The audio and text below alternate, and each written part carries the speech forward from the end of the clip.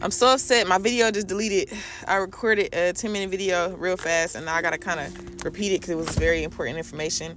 I was just talking about how, fear. And I was realizing that I must be in a very safe space or feel safer, because I'm able to admit fear and actually feel fear. And recently, I've been talking about fear a lot recently because, typically when my voices come, the voices in my head, they get to talking, right? They be trying to make me paranoid, but they haven't been very successful recently, because I'm not afraid of many things. I don't have a lot of fear triggers. I've been doing a lot of work, and on myself and internally, and the experience I was experiencing is that I wasn't really experiencing fear. But that hadn't just been a result of what I'd been doing. It was also something that I've always kind of experienced, for a long time, to the extent that it made me feel as though maybe I had some type of cognitive delay or mental processing issue, which I was having a mental processing issue, but I should say it was more of, you could say that's chemical too. I guess you would say it was less of a physical issue than it was more of a chemical issue. So yeah, a paranoia came to do its little thing, right? I usually I can feel it when it's finna come, where it's trying to, start making me scared. I usually run from it, and I usually end up in a spiral, but now we don't run from it no more. We kind of know how to handle it, so, and I just know how to handle it. We do a lot of work. So in this particular, I'm sitting there like, wait, why am I running? Like, I'm not scared of shit. Like, what the fuck are you finna scare me with? Like, come on, like, do what you gonna do, because I'm not, my faith done really strengthened. We got some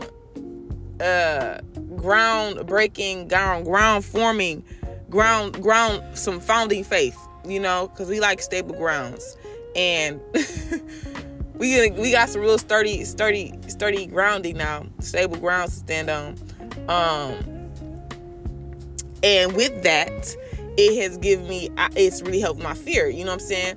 And a lot of times, in the past, my fear, I haven't had a really good relationship with fear because of, well, let me say this. I think a lot of times people can try to struggle with fear. For one, experiencing fear and being practical with it and learn how to process it, having process issues with that, having to desensitize themselves or whatever experience I'm explaining.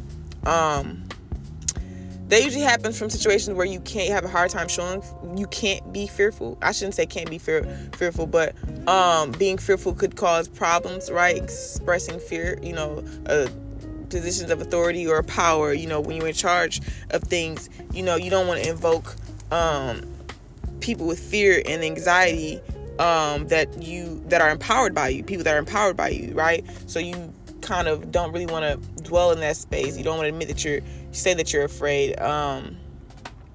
or in situations where you may be admitting the fear can incapacitate you, make you not be able to operate how you would normally if you recognize it, right? You may respond in fear, you know what I'm saying? So the lack of recognition assists in you operating, you got to move. It's kind of like you don't want to think another traumatic, that might cause a meltdown when you're working, stuff like that. If you have a hard time understanding, if you're one of the people that's like, how can you struggle with fear? Anyways, sometimes some people that's a reality where people can just say that I'm afraid and that be enough to protect them. But everybody doesn't have that type of civil construct around them to kind of protect their body, their identity. They don't have the identity, I should say, to be a part of that civil construct. Some of us are still constructing that and building that up to where that alone is enough to protect us, something else that used to prohibit my fear and my experience of fear was when it would be, I should set my phone up, was in situations where the fear of God, right? Fear no man, you only fear God, that sentiment. And kind of, I think that when people engage with religion as a destination rather practice, we can often forget that it's a practice, right? And right, I think that we need to talk about fear more and all of its positive qualities as well as its negative qualities, the proper utility of it and improper utility of it, that causes negative backlash. Because like I said, it's a practice. I think that me saying that I fear no man, I fear only God, holds a bit more weight and power over myself, over my external reality as well than it did a couple years ago, than it did before I was as developed and established as I was in my faith, and my practice. But that's another thing I want to talk about. A lot of different things were causing me to not be able to claim my fear. I think we talk about a lot of emotions that we need to take claim over, right? We're getting to the age where we're embracing and learning how to process anger, learning how to embrace and process fear. Something else we need to do as well, the proper utility of it. Another thing that is an issue with fear is people have a hard time receiving fear. Like, it's a hard thing to hear that I'm afraid of you or you're scaring me. You know what I'm saying? A lot of people take it personal. It can be offensive, or some people can't take it serious, because it's a joke. Like, how the fuck you scared of me? Like, what are you scared of, But regardless, we still need to know how to operate it so that we don't escalate situations unnecessarily, so that we know how to de-escalate situations of fear, because that can be very dangerous too.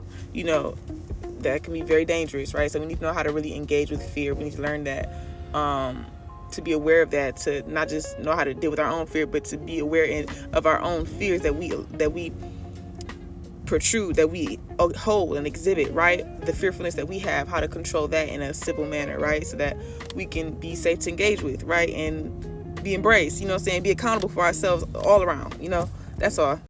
And I also wanted to add, because this is something I remember from the last video that was very important, is I was just talking about how before I didn't always have a safe space to admit fear, right? Because I kind of gave different scenarios in the video, especially talking about how sometimes it's hard to receive that you are evoking fear in someone, that you are scaring somebody. Another part of that is also, and I don't need the mama bears come out here. You better be powerful and say what you gotta say. We being very realistic here and actually acknowledging the reality of human reactions and responses and behaviors, not the ideals.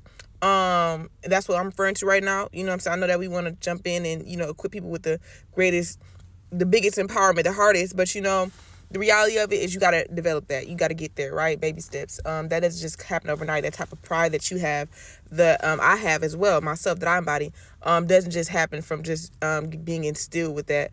Someone just telling them that you got to have work, years of experience in having to equip that type of confidence in your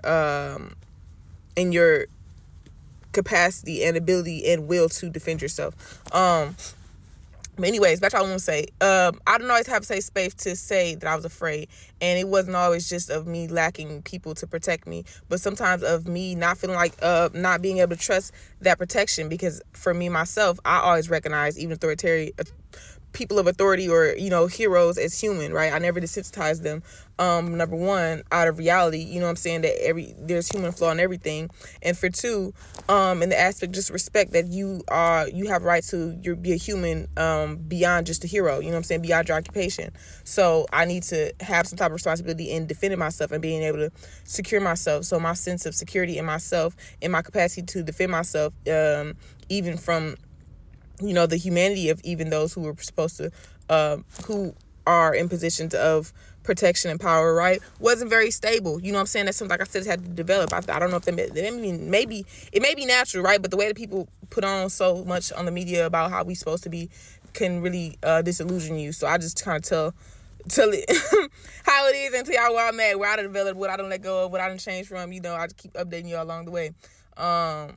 And that's just what it is. And I also strive to, do the best that I can, right, realistically, so I can give the most, humane answers, humane feedback.